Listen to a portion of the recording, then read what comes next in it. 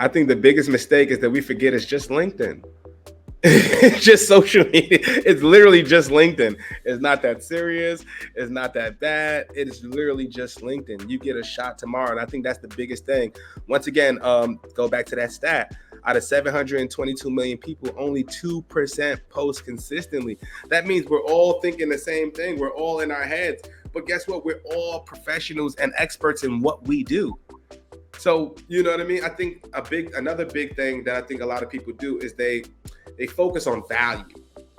And I hate the word value because it's subjective to the reader, right? So you may put a post out, Mansi, that's like, hey, this is a personal branding thing, or this is about SEO, right? I might be in the finance space and I might not even understand, but once you put it in a way that I can get it easily, I learned and I got value from it. But if I'm an SEO who's been doing it for 20 years, your post is not going to be as valuable to me as it was to the finance person. And I think that's the problem. We put too much focus on how can I be valuable, when really me telling my story about how I got into sales was valuable for somebody who who was just getting into sales. How did you navigate that? Or I'm about to have my first child and I'm unemployed. Oh, really? That's what you did? I'm going to try it. And that's valuable. So don't think about, doing that. Just do what feels right for you. And that's what's going to end up working out.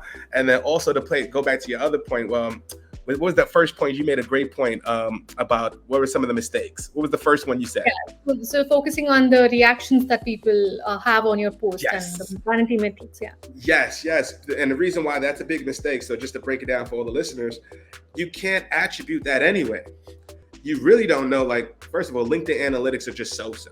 They don't give you a full picture of what's really happening. So if I get 15,000 views on this post, okay, cool. What happens, right? There's no way for me to track to see who went to Hootsuite's website or any company's website. There's no way for me to track, who put in an application for a job, any of those things, right? And trust me, I was trying. But the truth is that it's a customer, people are not going to click on a link just to satisfy you and give you some attribution, right? So don't care about that. So that's why I measure myself on the impact. I try to have the best content I can have. I try to be the best version of myself. I try to make my podcast unique. I try to do different things to differentiate myself in the marketplace. And I think that's really what you can do. And most people just focus on, likes. Yes, they're good because they afford you more opportunities and conversations, especially if you're your own business. But me, I'm an account manager. I don't even have to focus on outbound sales. So I don't care. I just want to help people. And if I can help you, that's a win for me. And if I helped you, more than likely, you're going to help me back later down the line. So, and also don't focus on monetization is cool and all that. But I would say another big mistake is people try to sell before they develop the relationship. We sell. I think we all done it before, right? Where you connect with somebody, it's like, hey, John, and Jarrett, and I got this, and and you're like, whoa, slow down. I think we've all done that, right? What I've seen the big shift is when I stopped doing that.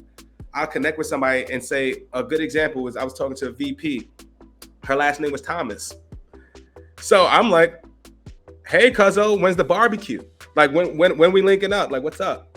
And she just started bursting out laughing, LOL, LOL, LOL. Nobody's ever came to my DM like that. But guess what? That's me. I'm going to say something funny. That's who my personality is, right? But I stood out.